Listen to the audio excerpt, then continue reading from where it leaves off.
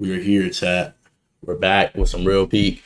Talking about Avatar today, and we got a collab from the film theorist and cinema therapy. I haven't really seen cinema therapy often on my feed, but everybody knows a film theory. Everybody knows Matt Pat and the wonderful work he's put in with YouTube. And today we want to see, is Aang really a terrible father? This is the only real blemish on his name as the Avatar. I think I'm subscribed to the film theorist. So I think the problem is I'm not subscribed to cinema therapy. We're gonna see how they do in this video and see how we take that. But we're just going to, just analyze it, see what points they can make about Aang's abilities, I guess, as a father that are addressed in Korra. But yeah, man, without further ado, check the Discord community link down below so you can find the socials. The socials are also linked down below. But the Discord holds a special place in my heart because you get notified every time we go live on YouTube, Twitch, and every time we post a video on YouTube. This is also streamed live, YouTube, TikTok, and Twitch, so the socials down below will be very helpful for you. As always, if you subscribe, I can find content like this so we can watch it. Without further ado, though, let's just hop straight in. Is Avatar Aang a terrible father? Between his duties as the Avatar taking up his time, I think it was a good plot point that he was a bad and allegedly dad. treating one of his children better than the others, there are a lot of people in the Avatar fandom who truly believe that Aang was a bad parent. And some go as far as to say he's... I don't believe he was a bad parent because it's Aang. Unless the authors killed his character, I don't believe he'd be a bad parent because he was never a bad person. And the whole journey of Avatar for a lot of Team Avatar is them figuring out who they are and becoming better people and going on these journeys. And Aang's a part of the trio, the Honor Trio, consisting of him, Sokka, and Zuko. So I don't see himself being a abusive father, but neglecting his children and not fully understanding the scope of what a parent is very possible because every parent, shout out your parents, thank them every day, every chance you get, because every parent is winging it. They never have prior experience. Abusive. But is he really? Well, today I want to settle this debate once and for all.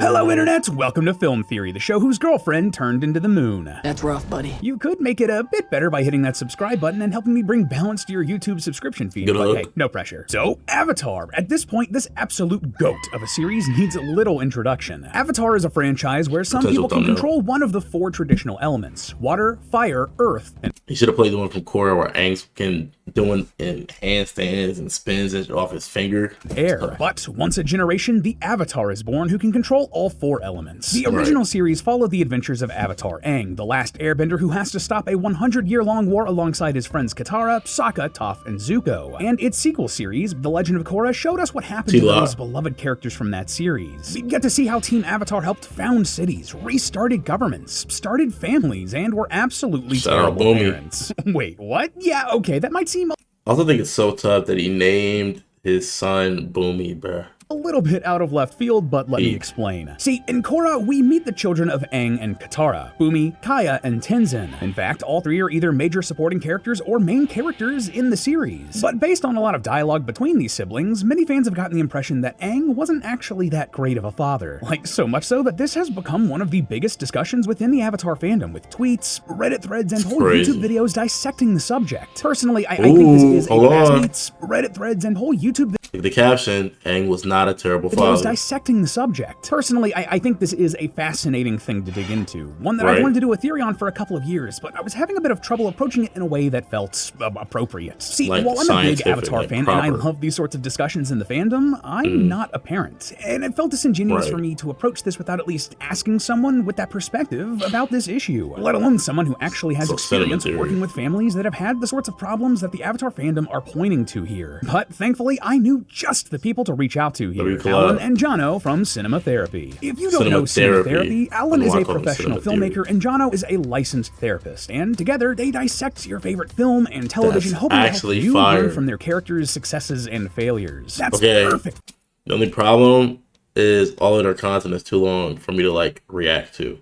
most of the videos that I'm seeing what we here. need today, so I sat down with them to talk about their thoughts on this whole situation. You can get a link to that discussion in an unlisted video down in the description. And that's not all. We're doing a great crossover here with the film theorists. Over on our channel, we're talking about the psychology of a hero and Korra's journey throughout the series. That's right. You can catch me over on their channel as we dissect Korra's character arc and all of the growth she goes through in her series. You can watch it now by clicking here, or maybe down there.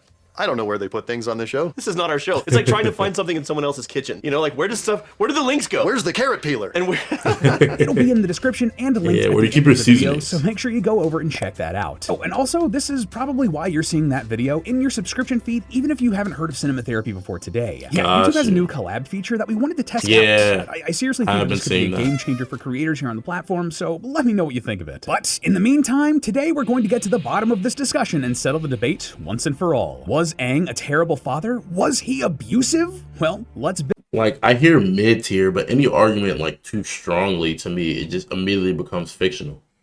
Like, terrible. You were the worst father of all time. It's like, come on. It's like when people say, this is the best show of all time. It's like, you know, but if you go, oh, it's peak, oh, it's really good, I hear you out more than saying, I heard nothing, unless you are admitting, oh, this is biased. Then it's like, that speaks highly of the show. So here, unless you're admitting, yeah, I'm biased, I hate Aang as a character, I think he's the worst father in all of fiction, it's like, I take the take as more credible, but it's still like, ew, I know you're biased, ew. But if you go, he's the worst father in all fiction, and here's why, I might hear you out, but I'm going to think you're wrong, you know, until you present enough evidence and facts to kind of lead me there. And the truth out of this one. So first things first, why is this such a prevalent belief amongst so much of the fan base? Well, most of the claims about Aang's parenting come from just a couple of episodes of The Legend of Korra. Season 2, episodes 3 and 4, Civil Wars parts 1 and 2. Here, Kaya and Bumi break the news to Tenzin that their childhood wasn't as perfect as he remembers. While Tenzin fondly remembers time spent with Aang and vacations that they went on, his siblings point out that Tenzin was the only person really taken on those vacations. I think your memory's a little foggy. Bumi and I weren't on those great vacations. It was always just you and Dad. Kaya and Bumi felt like Tenzin got preferential treatment. Okay, that does sound crazy, but I am aware of how kids are and how a lot of times, like, and this is not to discredit kids and overly favor parents, but I'm aware that, like, and that's why I think kids need to be protected and treated in a way such that they're allowed to develop properly. And when I say properly, I mean in their own way. But at the end of the day, kids and us as humans, like the way our brains work, we're naturally prone to assign things we believe, things that don't even fit our beliefs. We're designed to kind of pull things in just to make more sense of what we believe. So if you're a kid and your father's going on particular vacations with just your brother, it's like, this is terrible. But if these vacations are happening every now and then, it's like, okay, they're both airbenders. He's teaching them something. Right? And as a kid, you wouldn't understand that. As an adult, it's like, okay, yeah, I still get to see Pops though, but like, boom. I do think it's Mickey that he can't bring them along, being that Aang rejected the teachings of Guru Patik because he wanted to be with Katara. So it's like, no way you're training your son in like a Zahir type of way, where it's like, I want him to have no attachments. So knowing that that's not the case, why not have your kids along the way? And that would have been a cool plot line when Bumi got the abilities of an airbender, because it would have been, oh shoot, just like Dad was showing you. And that is a good brotherly dynamic, because Tenzin always views Bumi as kind of like a failure. At least that's the way Bumi presents himself. Like, right, I hate y'all looking down on me types just because y'all are benders and I'm not. Right? So this would be a chance for him to show, like, boom. And then Tenzin would acknowledge, you know what? You're actually like that. You get what I'm saying? You're actually tough, big bro.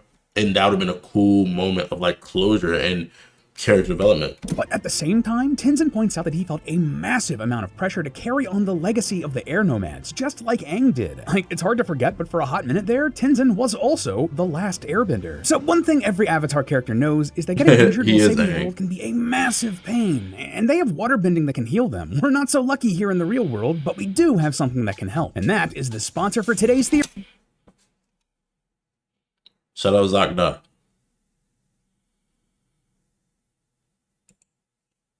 see why fans got this belief. It's clear that Aang spent more time with Tenzin than his other kids, and that he put a lot of very hefty expectations on Tenzin that he didn't on because he was going to be the last. Both of those things don't sound super great, but does that make him That doesn't make father? them, well, the probably worst thing the first thing we're going to want to do here is actually define what it means to be a bad parent. And this is probably going to be a bit more challenging than you expect because, well, there are a lot of characteristics that we universally point to as being good parents, but and being bad can be way more subjective. Right, guys? It's difficult. It's like some people consider bad parents like using strict discipline. Some people consider bad parents allowing your kids like to do things without disciplining them.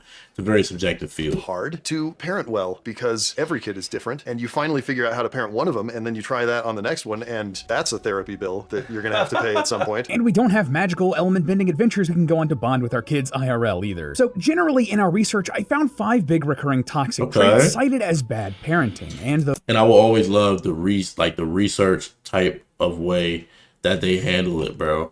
Like the way they statistically line up the data, because now I can make an informed decision instead of a swayed and biased decision just because I trust you as a presenter. Those 5 are being overly controlling, being physically, emotionally, and verbally abusive, being overly critical, being demanding, and being neglectful. I appreciate that you frame this as these are the toxic traits because imperfection is a given, but imperfection and toxicity are not. Are two different things. And what I would say on the flip side is that the opposite of those things are the parenting traits that we aspire to. Right, so for example, instead of being neglectful, you're involved and meet the child's needs where they're at. Instead of being physically, emotionally, or verbally abusive, you can make sure that they feel cared and loved for, that sort of thing. A good parent responds to the child in front of them and sees the needs and the heart of that child. I would add to that openly. Instead of seeing all of them as the same person and not like working with a scalpel. Being a parent is a very precise endeavor, similar to the law. And there's a certain scalpel you have to work with because every kid's different. And as a kid who's been parented, there's lots of, even in basic relationships, don't you ever get that stinge of like kind of a regretful or like painful feeling when someone like is saying something about you and they assume you do something that in your mind you think is an unthinkable action that you would never do, and then you hear them say that about you and you're like, you don't know me at all. Like that feeling of distance, like, oh, this person doesn't know me as well as I thought they knew me. That is important. That's a real thing. So being a parent, I would imagine it's important to use a scalpel, be very precise with the way you're talking to your different children because they have different personalities. They're not all the same person despite having similar genetics, you know? Displayed affection and accountability. Hey, makes perfect sense to me. So accountability is very needed. How does Aang fare for these? Well, to be clear, we don't really see a lot of Aang's parenting skills in the actual show, just the fallout of the kids that he raised. But there are a few things on this list I think we can pretty easily and safely knock off. Just based off the hair, it seems like Bumi's the youngest. Because Tenzin's bald, but he has a long ass beard. I thought he'd be the baby because of the way Kaya treats him, but it would make more sense if he's the middle child. And then I would explain why Bumi acts as if he's never gotten any affection. Because if Kaya came first, she had some affection. The attention was taken off of her because I have a kid that's an airbender. Yes, you are a bender, but it's like he's the last airbender after I pass. And then for Bumi, it was like, oh, I can't like bond with you there. The easiest way I was able to bond with my other children, not to bond with you in another way. Like, I just do not see Aang being physically abusive, demanding, or controlling in a way that becomes toxic. That is way out of character to the boy that we see in the original show, the flashbacks we see in Korra, and how any of the characters, including his own children, think about Aang when they talk about him. Yeah, he's a tyrant. You might be able to say that he was overly critical of Tenzin because of their airbender training, but that's a real gray area there. And there's a fine line between criticism and feedback. It's part of the duty of a parent to give feedback to the child. Otherwise, it's just free range, and that's neglect. Right. That's detachment. Exactly. But there's a difference between... And that's what they would consider bad parenting if you're neglecting your child. Between feedback and criticism, a criticism is an attack. Feedback is addressing a behavior. And given what we see from Tenzin in The Legend of Korra and how he teaches airbending, feedback seems more accurate. While he and Korra clash slightly, otherwise, Tenzin is a level-headed and pretty decent teacher, not at all overly critical to the point of being abusive. Or this was personal actually attacks something we covered towards way her. more of over on that Psychology of a Hero video over on Cinema Therapy, so go check that out after this video's done if you want to hear more about it. Probably the biggest quote-unquote sin Aang does is showing favoritism to Tenzin over Kaya and Bumi by spending more time with him, which you could argue is a favoritism to Tenzin over... This image is making me think Bumi's not the youngest. His hair is making me think Bumi's the youngest because Kaya has gray hair. But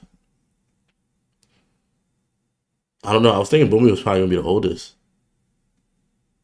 because then I would explain a little more. Like Boomy feeling neglected would make sense if he's the youngest, and it's the opposite of tradition, because normally the youngest has like more. They're given more love because the parent has learned how to be a better parent. But being that like, okay, Bender, non-Bender, that's where he'd feel like that disconnect. But it could be non-Bender, he felt like he had a decent childhood, and then when a Bender child came, he felt like, oh, he gets to practice with her more, I feel like I'm not connected with him as much, because you have to divide your attention. You have multiple children, right? And then when Tenzin came, same vibe, but now Kaya's feeling that as well, because he's not just a bender, he's an airbender. I can actually teach him everything. You feel me? Over Kaya and Boomy by spending more time with him, which you could argue is a form of emotional neglect to the other children. To be clear, there are two types of neglect, legal and emotional. Legal neglect is basically a failure to provide a child with the necessities they need to survive. Stuff like food, clothes, shelter, medical assistance, etc., etc. I think we can pretty safely say that Aang isn't guilty of this. Sounds like the guy from Brightside. And I don't think anyone's even accusing him of it either. Emotional neglect, however, is a bit more complicated. This is when a caregiver fails to provide the emotional or psychological support, validation, and attention a child needs. And that is where the crux of the argument against Aang comes from. That Aang spent more time with Tenzin because he was an airbender and supposedly neglected his parental duties with Kaya and Boomy as a result. Sadly, this sort of dynamic isn't uncommon. Roughly 65% of families display some level of favoritism to one child over others, with some researchers referring to this as parents' differential treatment, or PDT, which can lead to strained sibling dynamics. That being said, a recent study that examined parental favoritism suggested that favoritism is natural to a degree. Like, parents are drawn to their daughters, their eldest, and children who share their temperaments and interests, which, interestingly, describes each one of Aang's children. Boomy is the eldest, Kaya is the daughter, and Tenzin had the most knew he was the oldest. In common with Aang. Now, to be clear, none of this is trying to excuse Aang or any of the negative feelings these characters have towards the way he parented them. Regardless of where we land in this discussion, it is true that Aang's parenting left Tenzin feeling a ton of pressure, did somewhat fray the sibling dynamic of his children, and left Boomy feeling inferior to Tenzin, even if just a little bit. But just like with most things in life, it's more complicated than it first appears on the surface. See, while we don't have a ton of direct evidence showing Aang's parenting style and effectiveness, we can get a good idea of how it worked. Kaya standing on the thing. So when it comes to a show like this, we have three real sources of information. There's what's in the text, which is what is literally shown to us on screen. There's what out-of-universe materials tell us, like interviews with the creators. And then there's subtext. This is stuff we can figure out based on like how characters act or talk about something that isn't directly stated. Honestly, there aren't a lot of conversations throughout the series direct. And subtext is where it's like, it has credibility because it's there, but it is your loose interpretation. Oftentimes, a creator can use subtext to where it's like, okay, they've used this before. That's how we foreshadow XYZ. So this subtext that we're seeing here is more credible because this creator loves using it. But then there's also like, it was never explicitly stated. So it's gray area. So the thing that you're building off of subtext is a good home, but it is a glass home. A single rock, a single developer saying like, oh yeah, that's not true. Boom, cooked. It's like a house built out of straw. It's gone, right? While with the actual context and stuff, it's a brick lane house. The actual script, we've seen this happen, is confirmed. You feel me? Saying either, man, Aang sucked as a father, or Aang was the best dad you could ask for. The closest we really get is a line from Kaya in the Turf Wars comic, where she says that Aang was, quote, nothing but supportive when she came out as gay. But outside of that, we do get a... That's W father. Low key though, I feel like men as fathers do not mind their daughters becoming like lesbian. Even men who are like a little more uneducated on people that are like more comfortable figuring things out with their sexuality and stuff. But if you're a dad and you're you're naturally gonna be worried that there's a dude trying to take home your daughter. You're naturally gonna have thoughts of like, come on, bro. This nigga trying to mac on my daughter. I seen this. Look at my literal child's butt, bro. I can't feel no type of way, but like possessive, because it's the same way as if a dude looks at your girl butt. You get what I'm saying? I mean, obviously it's not the same. So you're not having those types of relationships with your child. You shouldn't be. That happens way more often than it needs to. It should not exist at all. But the point is, knowing like, oh, they're with a woman is a lot more like, because women, the very like gender role focused line of thought. but women are naturally seen as more like supportive, caring, calm. With a male, your daughter could get abused. With a woman, you don't think of abuse. Verbal abuse and emotional abuse exist, but people don't put that on the same scale as physical abuse. So I would say people are more like open to that. But Aang being open to that in general that's W dad. You know, it's better than her going, yeah, I had to hide from my dad that I was lesbian. That I feel like that's crazy. Lot of subtext. For example, there's a popular saying that 80% of parenting is modeling. Basically, it's the example you set for your children and whether or not they follow that example. So the idea is that if you set a good example, you're a good parent, and your children will act like you. Now, that exact statistic, 80%, is BS, like but there is some weight to this saying. For example, one study pointed out that if parents model healthy eating habits, their children are 3 times more likely to have the same eating habits. And do we know why? It's because if you don't experience something, you have no desire for it. I have never smoked or drank in my life. I've never had a desire to smoke or drink. But if you smoked before, even like casually or like slightly, you might randomly one day be like, oh, shoot, I might want to smoke. For example, a lot of people are gooners, but there are people who have never like done anything like that a day in their lives, and they'll never feel like they have a need to because they've never experienced it. So in the brain, no habit loop can form because with a lot of things we do, especially nowadays with dopamine being released as easily as it is, that's like the happiness hormone in your brain. You can create a habit off anything. Like if dopamine is released from me drinking all my water, I feel happy because I feel like I'm being healthy. I'm going to form a habit to drink water often. Boom. And as kids, if they experience this as normal, they will never experience like not drinking water and go, oh, it's normal. I didn't drink anything today. They'll most likely go, oh, shoot, I don't have no water in the house. I don't want my kids being thirsty. Go buy water. Stuff like that. And if you eat healthier, it's like you're more likely to have that dopamine associated not only with eating cleaner because it low-key is just better for you, you know, but also a sense of accomplishment in doing so. And then as that's the only sense of accomplishment you ever received, it kind of fights the urge to have overly sugary foods and the dopamine that's released from like, oh, that should taste really good, you know, tastes really sweet. Habits. And hey, bruh, shut that shit up. We know what women use, gang.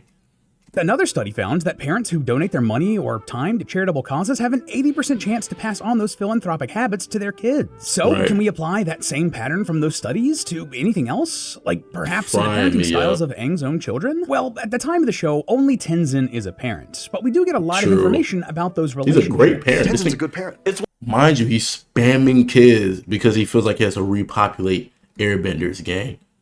And I think alone, the fact that Aang stopped at 3 kids is enough. Because he was the last Airbender. We can assume most of his kids obviously were born of love because he really did love Katara.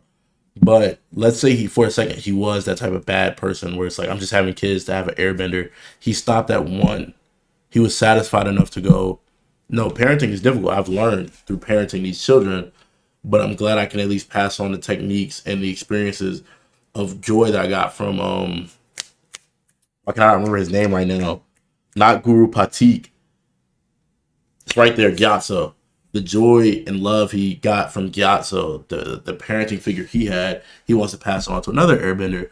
And once he achieved that, there was nothing more to achieve. Well, with Tenzin, he's literally spamming, I need to have Airbenders. I need to have Airbenders. I need to. Because if I don't, we're cooked. When I die, that's it.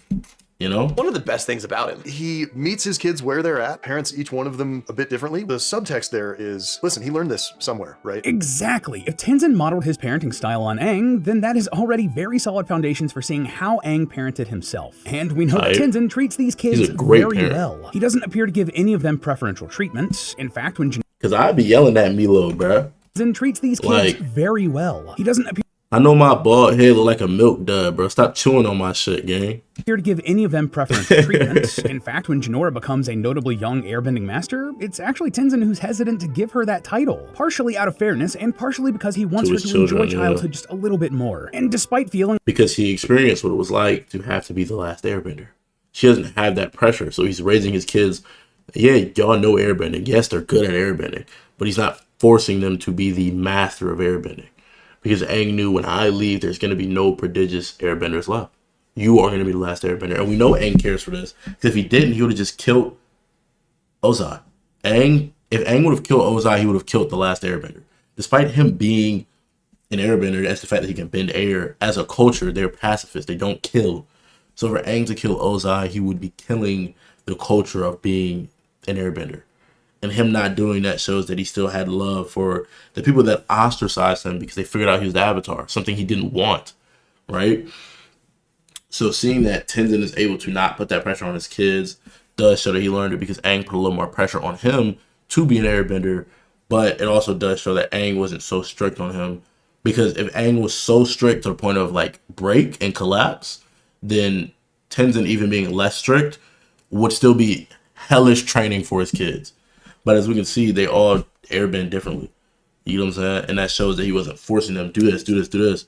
It was more of like what actual learning is, and it's giving them knowledge and allowing them to turn it to wisdom via your guidance, rather than trying to force knowledge on them only. Like he's putting his duties as a parent aside to work with the Republic City Council and to help rebuild air nomad culture, Tenzin is still a very present father, spending time with his kids and training with them. He even brings his 3 kids to help him train Korra in airbending. And taking this idea of modeling just one step further, we can look at how Tenzin, Bumi, and Kaya all turned out as people. All 3 of these kids grew up to be incredible people. That doesn't happen in a vacuum. You don't have one good parent, Katara, and one absolute dog crap parent in Aang, and all 3 kids grow up pretty well adjusted and heroic and self-sacrificing and just good people. That only happens if both parents, at least to an extent, are doing the right things. 100% correct. And in fact, we can take it even beyond that. A factor that should be considered here is that Aang wasn't parenting these children alone. Yeah, the fact that Katara was also present in these kids' lives is something that I often see left out of these conversations. Though it's not one size fits all, and this isn't the case in every family. In many family units, including this one we see in the Avatar series, parenting is something done in partnership. It's a couple working together to raise their kids while also filling in for the weaknesses of their partner in parenting when and where they can. Yeah, Toss parents, bro. Oh my goodness, bro.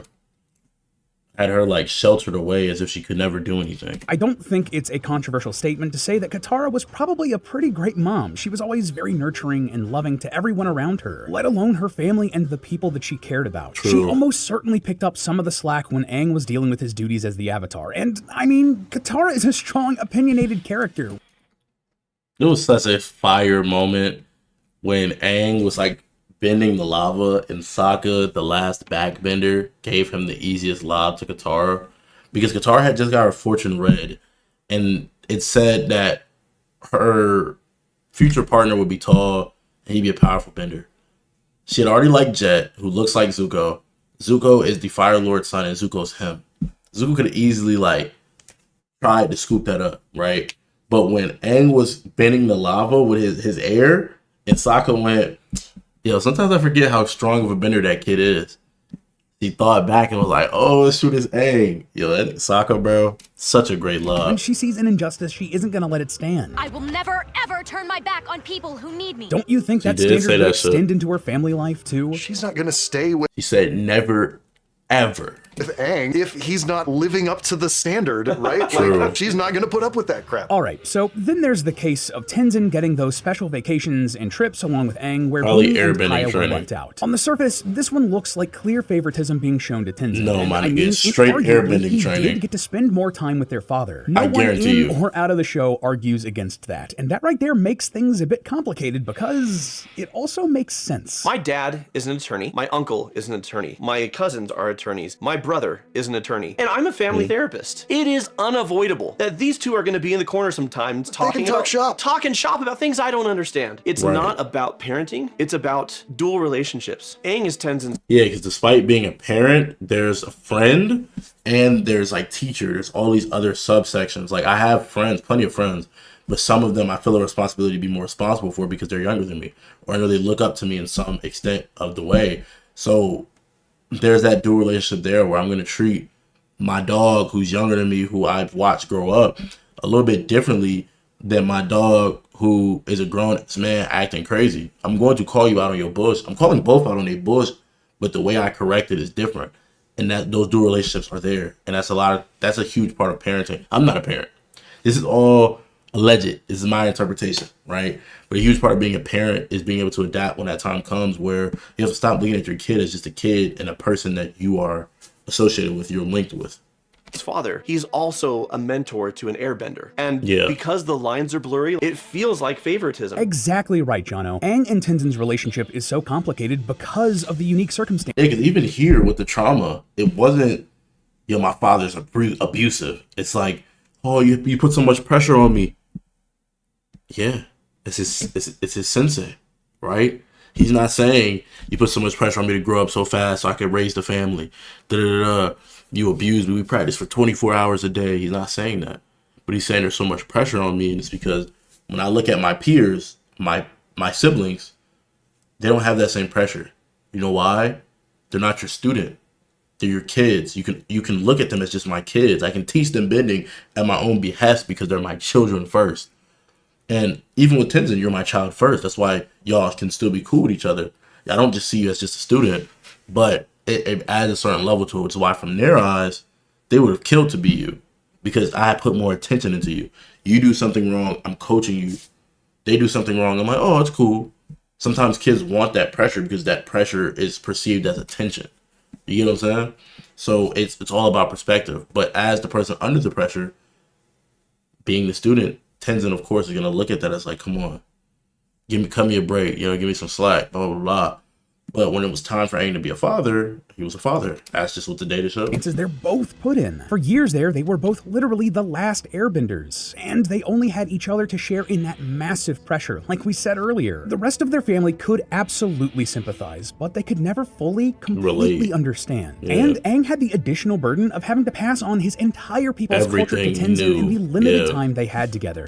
Because it's not even just the airbending. Yeah, you get that genetically, man. But it's like, we're pacifists. We do things this way.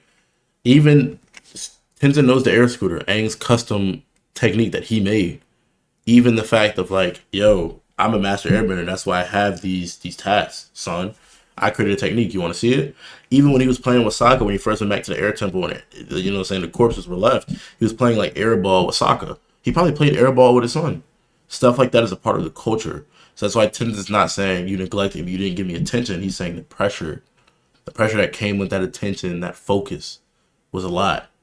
Dad, because he's seeing him as just his dad, but that pressure comes from him being his student as well. Or Aang being his teacher, but, Tenzin's perspective, being his father's student. Time commitment. You've got to teach him all the history. You've got to teach him airbending. You've got to, there's a lot of just time that you have to spend with that. And if it hadn't been Tenzin, if it had just been Bob down the street, who was the only airbender, he would have been spending that time with Bob. Not only that, but if we really want to think several layers deep here about these special vacations Aang and Tenzin went on, well, just think of the situation Aang knew he was putting Tenzin in. There's a ton of pressure to continue an entire True. And then Tenzin was going to have the pressure of teaching other students. And you have to think about it this way. If you want to use your brain like for a couple seconds, when it comes to teaching and like telling people things that get passed down, the telephone effect is real. It's very easy for one person to misinterpret something slightly. And then because everyone has that like allowed ignorance to misinterpret things slightly, after generation and generation and generation and generation and generation, that gap becomes this huge. And sometimes it comes full circle, or rather does like a 180 where it ends up the exact opposite of what it was meant to be. So for my son to deliver this in a way it needs to be delivered, I do have to drill it into him pretty like pause, like crazy for him to understand it at a level to where that misinterpretation is going to be small enough to allow our culture to exist at least properly for a couple generations. Civilization put on a kid's shoulders. That's a lot for any one single person, let alone a child. And we're like, well, it was for the training, it was for this or that. Maybe it also is because Tenzin had so much pressure on him that Aang's like, let's go have some fun. Let's go release the steam. And you need this individual. Yeah, mind you, the first thing Aang did when he met Katara and them was go penguin sledding. That's what he wanted to do. So this is not an Aang that is like this strict ass parent. This is an Aang that is a goofball, bro. He wanted to show, impress Katara by jumping into the lake with a huge ass monster to like surf on the fish. And if the kids feel left out from the training, it's probably because when Tenzin comes back, he's not going to brag to him about learning airbending. That's unfair. I don't know how to airbend. He's going to brag to him about, yo, me and dad went penguin sledding. So in their mind, you don't even went on those vacations. Those vacations.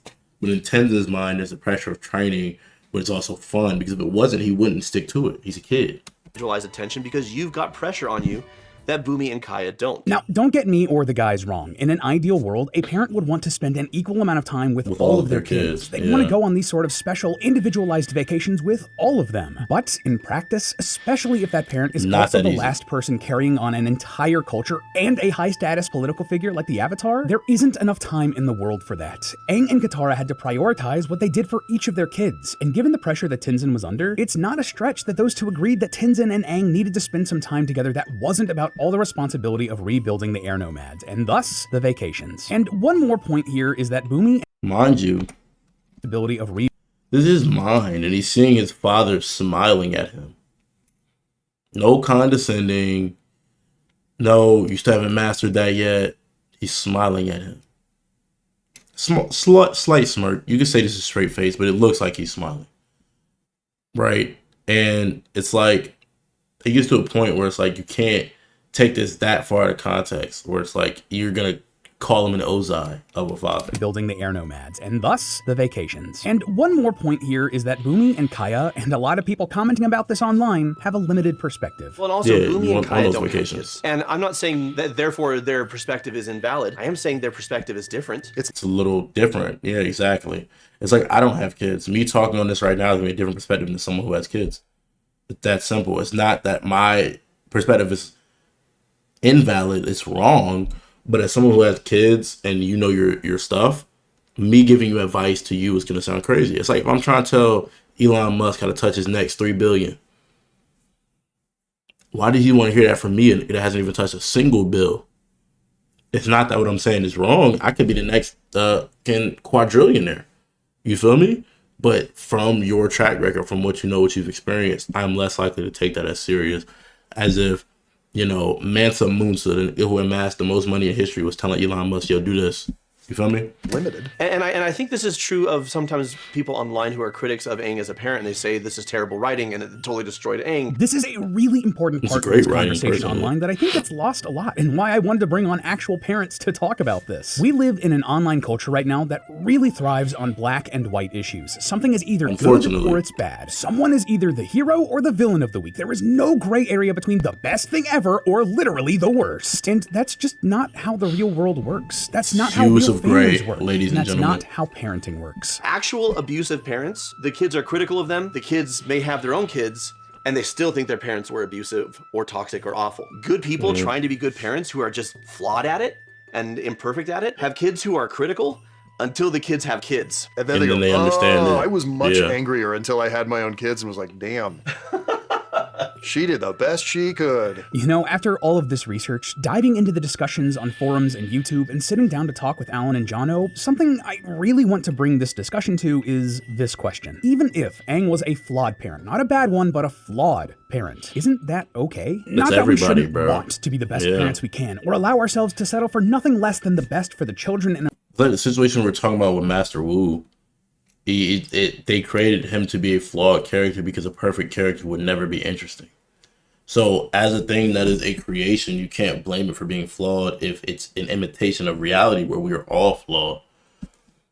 It's quite simple. That's why nobody can create a perfect representation of God that everybody agrees on, because we are flawed humans trying to create a perfect being. That's impossible. So in these narratives and these stories where we go to seek an escape from reality, we don't want to see pretend that was perfection. We want to see a reflection of what we could have been, a reflection of who could be, and an interesting story that allows us to challenge our own beliefs and what we consider normal. You know what I'm saying? Our lives. But a core theme in the Avatar franchise is that avatars aren't perfect. Each and every one of them is flawed. They all have a particular flaw. Incredibly complex and demanding worldwide responsibilities on top of their personal lives. Avatar Roku let his friendship with Fire Lord Sozin cloud his judgment, which led to a 100-year war that killed hundreds of thousands, potentially millions. Kyoshi ushered in an era of global peace, but was also ruthless and violent, setting up the dominoes for the Earth. And not to mention, she was struggling with wanting to keep immortality, which would have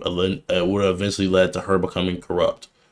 No matter who it is, having power for too long, at least you becoming corrupt, because you have no one to question you. Kingdom's corrupt ruling class in the present day. Hurik spent his life dealing with spirits attacking the material world in secret, sacrificing his personal relationships and being labeled a... Personal relationships are cooked, and the people that aren't aware of how the spirit world gets, viewed him as an avatar that abandoned the world. Do-nothing avatar. Yang Chen failed to balance her duties in the physical and spiritual worlds, siding with humans more often than not, leading to the rise of those dark spirits that Kuruk had to deal with in the first place. Doesn't it make Aang a better character if he had flaws like this too? If he wasn't a perfect parent on top of not being a perfect person? That he had both successes and failures as a parent, just like he had both successes and failures as an avatar? Someone having flaws and shortcomings is not a moral failing of a person, a parent, or an avatar. It's just a part of life. Well, listen, we've all watched the show. We know Aang is a good avatar who made plenty of mistakes. From watching Korra, we see that Aang is a good parent who made plenty of mistakes. And that's in the text. We get to see it. And that is really the final nail in the coffin of the idea that Aang was somehow a bad or neglectful or abusive parent, because none of his kids end up thinking so in anything we see in the series. Kaya remembers him as nothing but supportive in the comics. Bumi hopes that he's made him proud. I'm sorry I didn't turn out to be an airbender like you hoped, but I've tried my best to keep the... He perceived it as that because of what Tenzin was and because of what Kaya was. They're benders. So his biggest insecurity is around him not being a bender. I'm sorry I didn't turn out to be what you hoped, but I tried to keep the world safe. Something that he did hope. I don't want an airbender son that's going to destroy the world. I want an airbender to continue the culture of what we had. Pacifists that make the world better by being pacifists, by doing things the way we do. You know, you don't take on a philosophy or a way of thinking because you think it's the wrong thing to do, you know? And the fact that despite this, like, neglect that people are, like, pulling from this scene, he's looking up to his father quite literally, like, physically, and narratively. He's saying, like, I couldn't be an airbender, so I strive to keep the world safe the best I could because that's what I saw you as, to protect the world safe. Hope I made you proud. And all three of the kids remember their childhood and their family as being a happy one. That is one good-looking family, huh? That's one happy family. And in the end, that is just not what would happen with children of an abusive parent. Was Aang perfect? No, but he did his best. And that isn't a theory. That's just some therapy. Some cinema therapy. And cut. Thank you again. I see what you did there. Love to see it. Hey, man. Shout out to the film theorists and cinema therapy. Really appreciated their interpretation. They're like 2 cents. Their expertise on this topic. Comment down below your favorite bending style. Or you can comment down below which bending style you would want to have in real life.